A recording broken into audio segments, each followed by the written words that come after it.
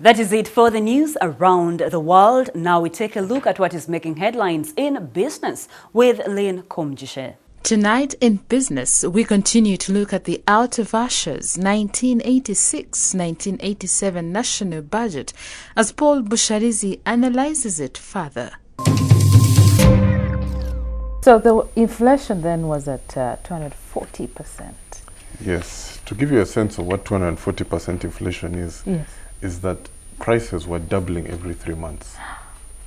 So if you if you think of 3-month cycles in our country, so if you took your kid to school in January and you paid, let's just say, 1,000 shillings, when you brought him back for second term, he was paying 2,000 shillings, and when you brought him back for third term, he was paying 4,000 shillings. So in today's time, if you're 1 million in January, 2 million in second term, 4 million in that's 240% inflation. Wow. Wow. Crazy days. Crazy days indeed. How did we manage? How was this budget funded? Well, when you read the budget, which has been uploaded on the New Vision website, yes, the then Finance Minister, Professor Ponciano Mulema, was actually struggling.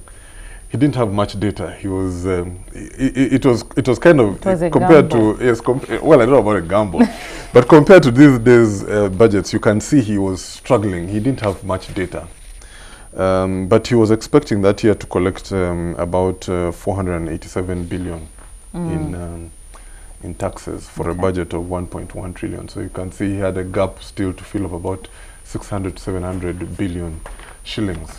Wow. And there was nothing. I mean, it was a crazy time, because in that same budget he was announcing that he was going to reduce the corporation tax for companies. The tax companies pay on their profit. From he was going to reduce it from 50% to 40%. Corporation tax right now is 30%. So those days companies used to give government, if they made a profit, half of their profit. You can imagine. It was just a crazy time. Wow. You see, the problem with paying too high tax is that people then have a high incentive to dodge taxes. So you can imagine, not only was he asking for a lot of tax, that people are probably not even paying it at all to begin with. Was it even there to pay? It probably, well, some people I'm sure are making a profit, but you know, the incentive was more to hide it than to declare it to the government. Paul, there was an interesting issue of barter trade back then. How did this influence the budgeting process? Well, I think the barter trade, the challenge was at the time that we didn't have forex to buy certain things. They call them capital goods. So if you wanted to rehabilitate roads, you didn't have the money to buy those heavy equipment and what. So the idea was, why don't we look for countries who can take our produce, which we, especially coffee at the time, which was the only thing which was really being produced in bulk, and sent. So it was a way to help the government in its what they call balance of payment support. You don't have dollars, but you need this stuff. So what can we trade for the dollars? So the dollars would come in. Well, that was the plan. It didn't quite work out, but so, yes. So they ended up scrapping it. Well, they tried, and it just didn't work, because on the other hand, you think about there were stories told at the time, like I forget the specific country, but the country wanted to get I think transformers. Right. And the country said, okay, fine, we shall give you beans. You shall give you transformers for your beans. The problem was that country wanted only one color of bean, so it would say we want only red beans, or you know those are they purple beans? Those kind of purple beans, we only want those ones for so many tons, and so on. We could never deliver on such things, partly because even now our food production is not on a large scale. It's small farmer holdings. You bring it together, then you have beans, but these guys wanted specifics. So that's how we ran into trouble at the time. Well, Paul, before we wind up, how did it generally perform? Well, he talks about, we'll probably be talking about, because this is budget for 86, 87, yes. we'll probably be then talking how did the budget perform in 87, yes. I mean the 87 budget. Yes. But he says that the previous year, they had a budget of 514, so he was effectively doubling the budget. He was hoping to double the budget.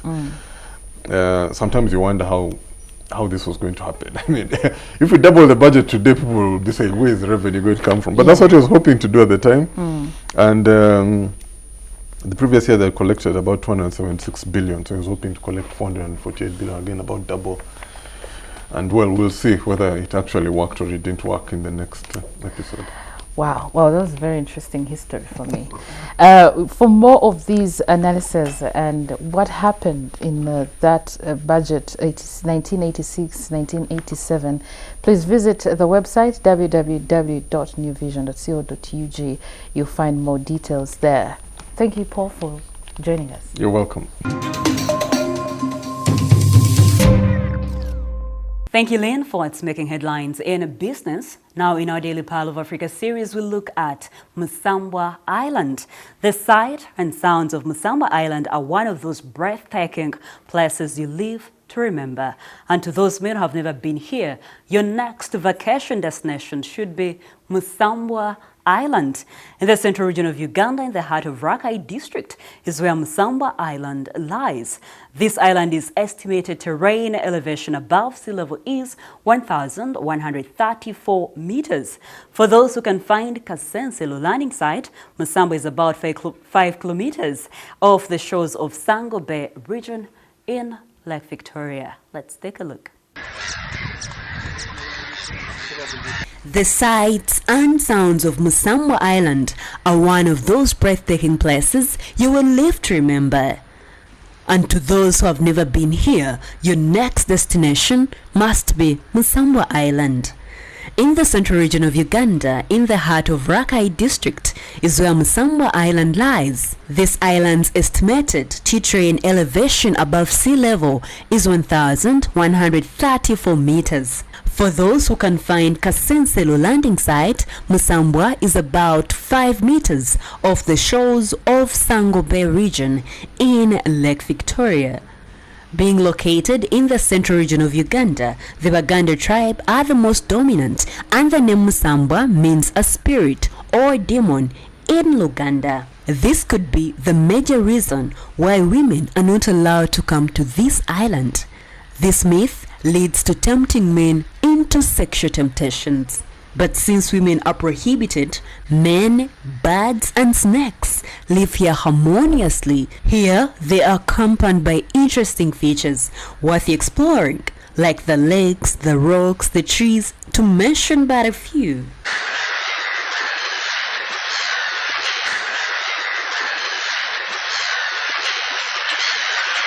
Blessed with a bird population of about 150,000, Musambwa is considered an important bird area.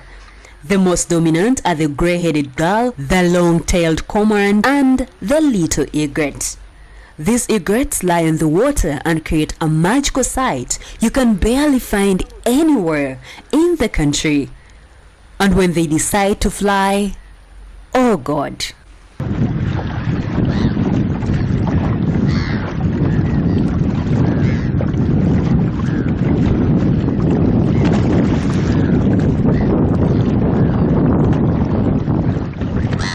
This type of bird is believed to fly to Europe during summer and return to Uganda during the winter.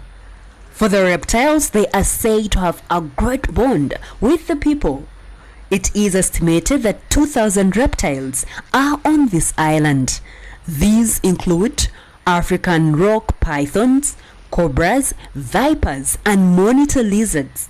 It is also said they do not harm anyone.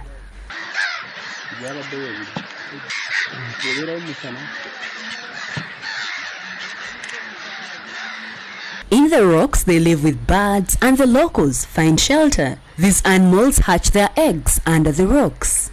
Since they rest above after enjoying the water to catch the sun, the face of the rocks has also changed. This white facelift can also be observed above some houses and the crown of trees, as nests also grace the heavens. Imagine waking up to these all days of your life. Beautiful creatures surrounding you and the water breeze contributing to your livelihood. The major economic activity a population of about 100 people engage in is fishing, though a few engage in farming.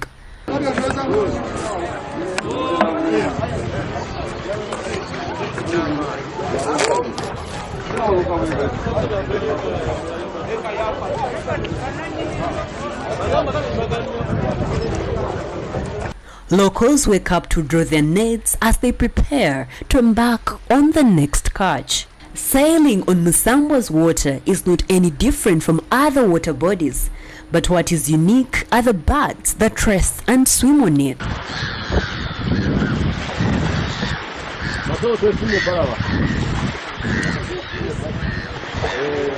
Besides fishing, you can engage in bird watching, nature walks, boat rides, swimming, canoeing, among so many activities.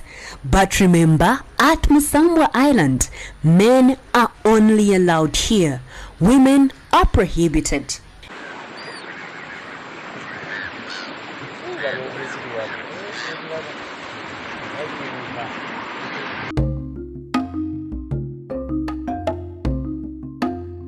For more Pearl of Africa stories, visit our website, which is newvision.co.ug/Pearl of Africa. Our newspaper, The Sunday Vision, is also another home of adventures.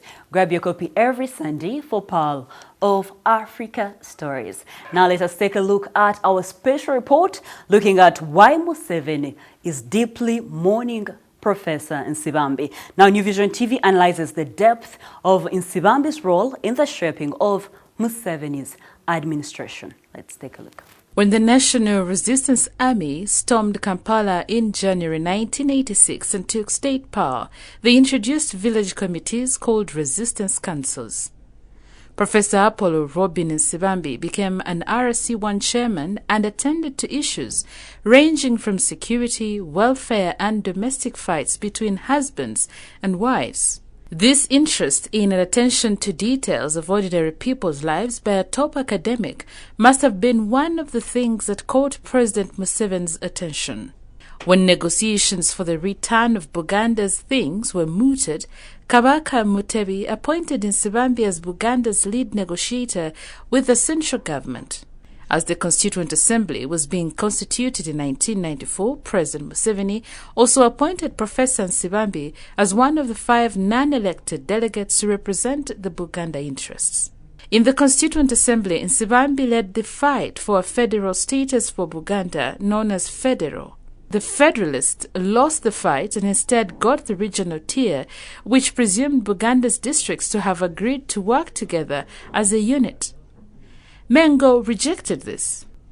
Nsibambi chose to move on and resigned from Mengo, where he had been Constitutional Affairs Minister. Having thus distinguished himself as a non-pretentious, avowed pro-Muganda federalist and a pro-Uganda nationalist at the same time, a mix many have failed to achieve, Nsibambi became a natural choice for Museveni to appoint to a senior cabinet position. As a top authority in political science and public administration, public service was the most strategic and suitable portfolio for the distinguished Don to start with. For more on this special report, visit our website, which is newvision.co.ug/video. That is all we had for you from me, Ruth Naseja, and the New Vision TV team. Remember, you can get more news updates and other programs here on New Vision TV by visiting our website. And also our social media platforms. Facebook is the New Vision, Twitter is at New Vision Wire, Instagram is at New Vision Wire, and our YouTube channel is New Vision TV. Catch up with me on my Twitter handle. I am Ruth the Voice. Now, see you tomorrow, but we end with a fact file.